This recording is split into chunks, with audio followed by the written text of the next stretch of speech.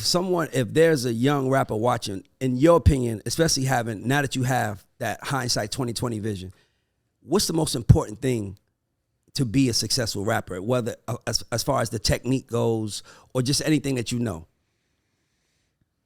Well, when you say the word successful, now you're talking about the music business. Yes. And in the music business, the most important thing to be successful is having your business right. So I guess that would be the team. Like it was year 16 for me when somebody said to me, you're only as good as your manager. You could rap, you could be the best rapper in the world, but it's your manager, it's the people that you surround yourself with that's going to get it there. Like, I was like, damn, I wish somebody would have told me this in year 1. But yeah, it ain't all that. I was always trying to be best rapper, and put the people in place that's supposed to be in place. Don't hire your man to be your lawyer.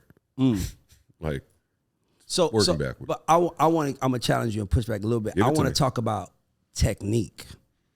Like stylistically technique, because there are some people that might say Nas is I'm not trying to hot take. I won't start no shit. I just looked at everybody's face there. But there's some people that might say Nas is better than Future, right? Rapper wise, right? But Future is bigger numbers wise than Nas ever was. Is that a fact? And Nas back in his day, when he would like drop an album, his debut. Future has sold. Future is bigger than Nas. Nas at his peak is not bigger than Future at his peak. I'm sorry, in my opinion. But I think everybody would say Nas is a better rapper. Is what I'm trying to get to. Yeah. Mm-hmm. But Future stuff is working, and and that's because of technique. That's why I was asking, like, technique wise, if you were saying what's the most important thing in rap.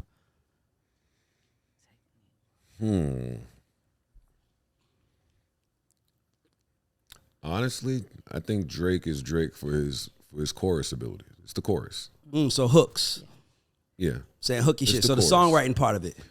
Yeah, because at some point, right? Like at some point, I started listening to the Drake songs and saying, "Oh shit, the verses is hooks."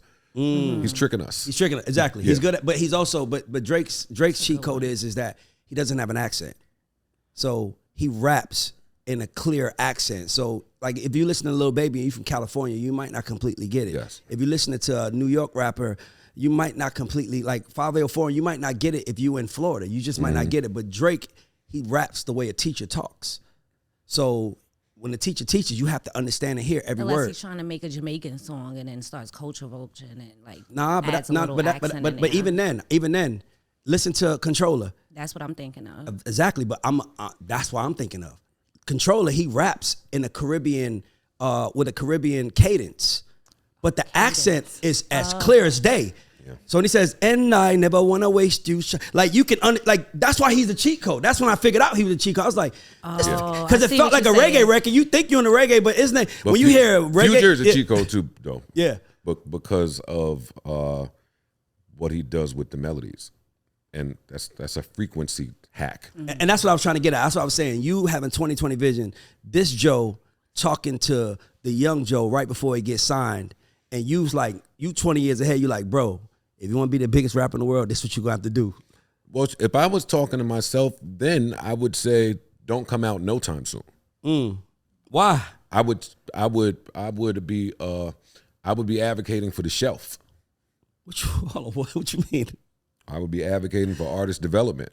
Oh, exactly. I would be advocating for go learn. I needed time to go learn. Learn what though? Everything. How to make a song, how to make a chorus, how to pick a beat, how to run a business, how to have somebody to run my business, how this label is working versus how other labels are working. Exactly. Like I needed to learn. I didn't know shit about shit. I was 21, just go. Had a hit and you was just like, yeah, it was bad. I would push my career back at least 4 years. At least 4 years. You know why I would say that? I agree with you on that. You know why? Because I say this on every show, but Jay-Z is only a year older than LL Cool J, Big Daddy Kane, and Rakim. He's only 1 year older than them. The only difference is that they started when they was 18, 19, and he started when he was 26, 27. So now when you 18, 19, the worst thing you could do is give a nigga a whole lot of money and fucking freedom. They gonna fuck that up. But Jay, he got at 26, so he paced himself. He did it. He found his spot. So that actually is good. That actually goes against the people saying about rap being a young man's game. It's really, but that's only for niggas that can't rap. Well, it's a young man's game because the music industry has predatory tendencies. Absolutely. So we need to shove these types of contracts with this type of verbiage in here. So I could have brought that contract to my mom. She wouldn't have understood all of the bullshit that was in this 80-page contract. So, I mean, but when you get a little older, you just have a better understanding. You kind of have better resources of who to turn to, who can help you. I was fucked early. No, really. That's the greatest part about my 40s every day. Like, a lot of times, I remember a way I was fucked. Yes. Like, oh, shit, I didn't even know. Exactly. Like, you just start picking shit up. They put Fast and the Furious soundtrack out a week before my album with Pump It Up as the single. Oh, wow, they fucked you. They probably got a big license for it. Big license, master license. They made their money back from that one license. Thank you. Off your whole album. So they like, well, let's see what happens with them. We already got our money back. Thank you. Yeah, no, it was some shit going on. Damn, I didn't even think about that. Yeah, they sold 350 week one. What? I sold 95. I don't know if you said this. I just got to ask you this because really like I remember. I think snatchies. Like, so get the money. How did you feel when you'll be all right. Jay did the remix? Like, was that frustrating to you? Oh no, it was fucking one of the best moments of my 20s. I loved it. Loved it. Couldn't have been more excited about it. Gotcha. Yeah, because I would say, like, I think he set the tone going forward for how to do remixes when you really want to fuck with a nigga, but you don't want to all the way put your arm around him.